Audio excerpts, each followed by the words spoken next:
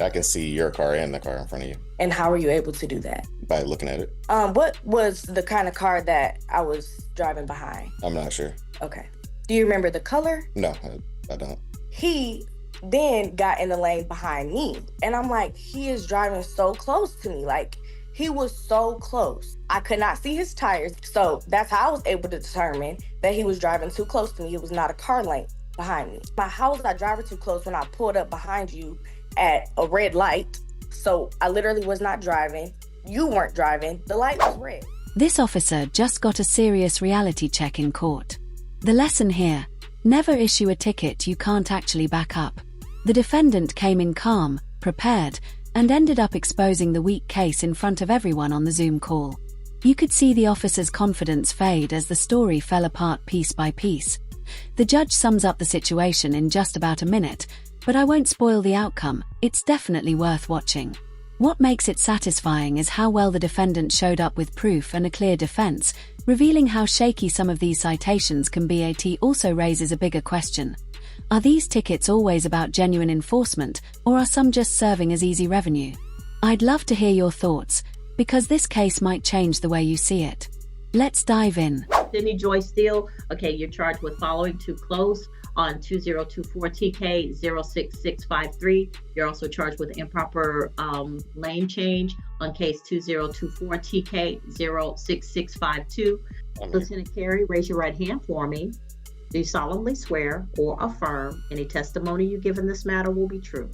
All right, you can put your hand down, sir. All right, Ms. Steele, you understand that you have the right to ask questions of any witnesses brought by the state.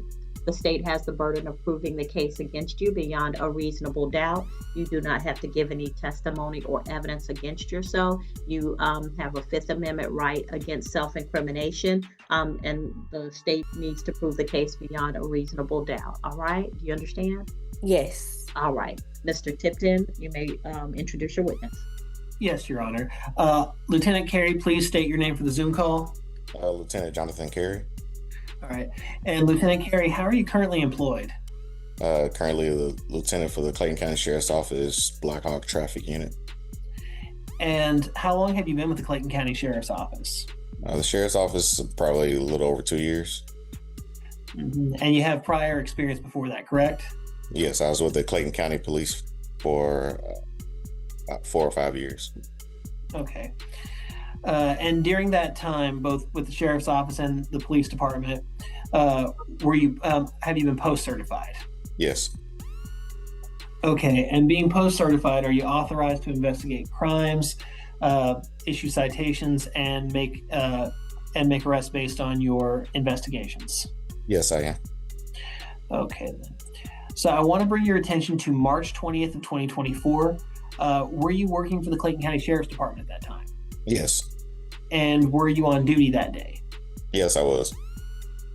Okay. Did you at any point in time have occasion to make contact or initiate a traffic stop with a white Chevrolet Trax that was driven by Miss Sydney Steele? Yes. Okay. Can you tell me about what drove you to, or what caused you to initiate contact with Miss Steele? Yes. So during my role during the day, I look for erratic lane changes, reckless drivers, speeders. So while traveling on Air Boulevard, passing over 48, I was monitoring traffic in my rearview mirror. I observed a white SUV changing several lanes, not giving the public enough notice that she was changing lanes, nor was she using a nor was the vehicle using a turn signal. I observed the vehicle getting closer to me as she was changing lanes. She was also following another vehicle too close. Once she changed from lanes 2 back to lane 1 several times, she passed me. I'm sorry, from lane 3 to lane 2, she passed me in lane 3, and that's when I conducted a traffic stop on that vehicle and spoke with the driver. While speaking with the driver, she advised that she was in a hurry to get to Atlanta because she had a hair appointment. Okay. You stated she didn't use any turn signals. Is that correct? Correct. Okay. And what was the basis of the following too close? She was following another vehicle too close as she was changing lanes. Based on your knowledge, your training, and your experience, as well as what you observed, was that a safe maneuver for her to make? No, it was not. Would a reasonably prudent driver would a reasonably prudent driver have followed that closely? No. And if that vehicle in front of her would have slammed on brakes, she would have been at fault, and that definitely probably would have caused an accident. Okay. And with the improper lane change, was there anything improper? Tell me about what was improper about that lane change besides just the signal. So when you change lanes, you have to give the public enough notice that you're about to change lanes, which she failed to do. Okay. Several times, not just one time. Okay. So about how many lane changes did you observe? I believe I observed 3. So she went from the number 3 lane to the number 2 lane, then back to the number 3 lane. Okay. It's occurring in Clayton County? Yes, it did. Okay. I have no further questions at this time. All right, Ms. Steele, did you have any questions of Lieutenant Carey? Yes. Go ahead, ma'am. So you said that you were observing me in your rearview mirror when I Correct. did all of these. Okay. So if you're observing me in my rearview mirror, how are you able to see how close I'm driving behind another car? If you're looking in your rearview mirror, you would see the car that's in front of me. You wouldn't be able to see my car. I can see your car and the car in front of you. Got you. So how are you able to determine how close my tires were to the trunk of the car in front of me? I can't determine how close your tires are, but I can determine how close your bumper is to their rear bumper And how are you able to do that? by looking at it. And what did you see? How close was I? If you had to guesstimate. You're less than a car length behind them. Less than a car length? Correct. And this was another car and this was not your car? Correct. Okay. I don't have any more questions for you. This defendant handled the hearing impressively. It was clear she had prepared, because her questions immediately put the officer in a tough spot. She asked him to clarify exactly what he observed, and when he admitted he was in another lane while claiming the driver was too close, his case quickly unraveled. The problem was obvious. The statement wasn't specific, direct, or supported by solid evidence. In court, assumptions don't stand up as proof. From the start, this citation looked shaky, and the officer wasn't ready to defend it properly. Judges don't appreciate wasted time, and this hearing highlighted how unprepared he was. Legally, an officer is expected to have a clear, unobstructed view of an infraction, not rely on uncertain observations from another lane. That's why this situation raises questions about whether some tickets are written more to meet numbers than to ensure safety. If that's the case, it doesn't just create unfair outcomes, it risks weakening public trust in the system. Carrie, was your view of the car immediately in front obstructed? No. Was your view of Miss Steele's vehicle obstructed? No. Which lane were you in, sir? I was in the number 2 lane. Okay. And which lane did you observe the vehicle in when it was following too close? Number 3. Okay. Would you So- say that? Well, when she was falling too close, she was in the number 2 lane as well. Okay. She went from the number 3 lane to the number 2 lane, followed the car too close, and then switched back to the number 3 lane. Okay. Was there were there multiple cars that she followed too close to, or just the one? Just the one. Okay. Okay. And so you had an unobstructed view of her front bumper and the rear bumper of the car immediately in front of her, correct? Correct, by using my side mirror at the time. Okay, awesome. Thank you. No further questions. All right, I do have just one more question. go ahead. What was the kind of car that I was driving behind? I'm not sure. Okay. Do you remember the color? No, I don't. Okay.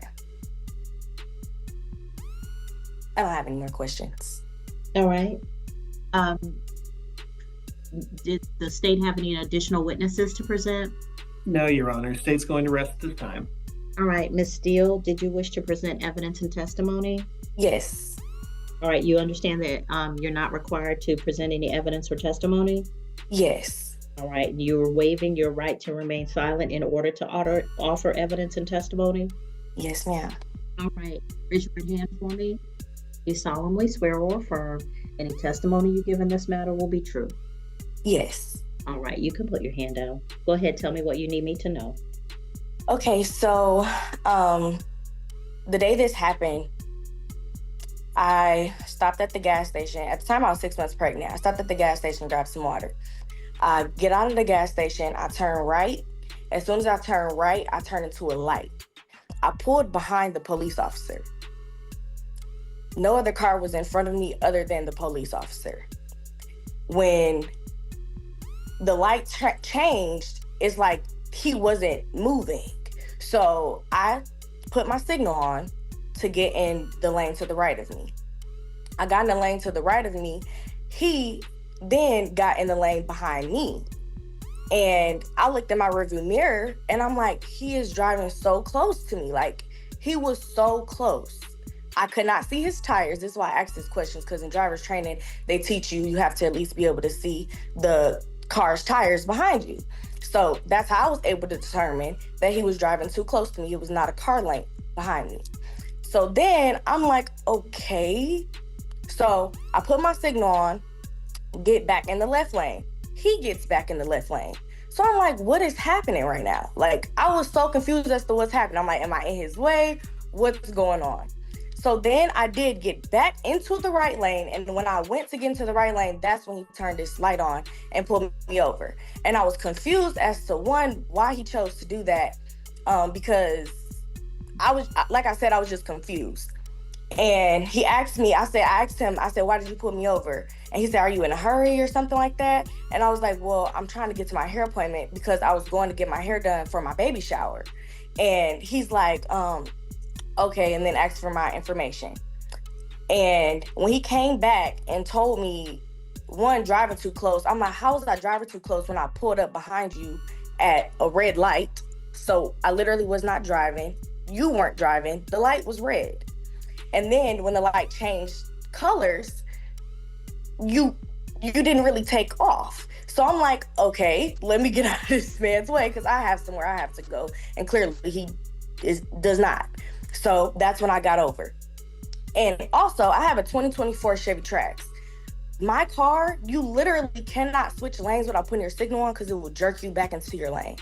So for one, I don't change lanes, especially while I was 6 months pregnant, without giving anybody proper notice because I wouldn't want to put myself or my son in danger. And then that's why I also asked, what was the car? Because, there literally was not another car in front of me other than him.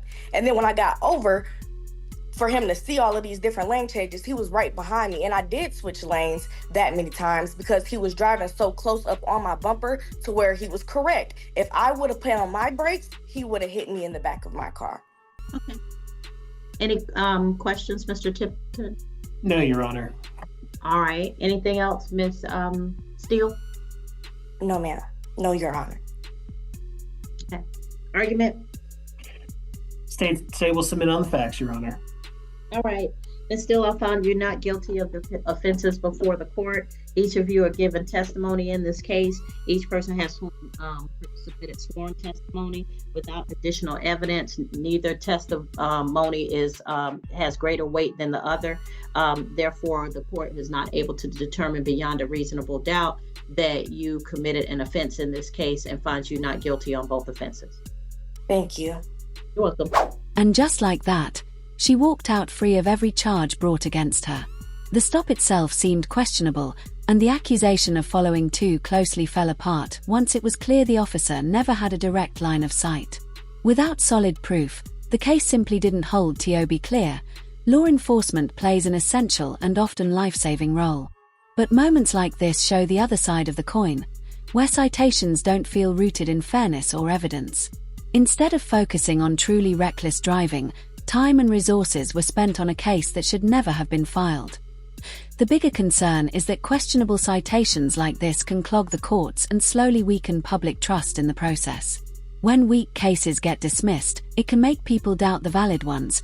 Tuzo, here's the question. In this situation, do you think the officer was justified, or was the defendant right to challenge it?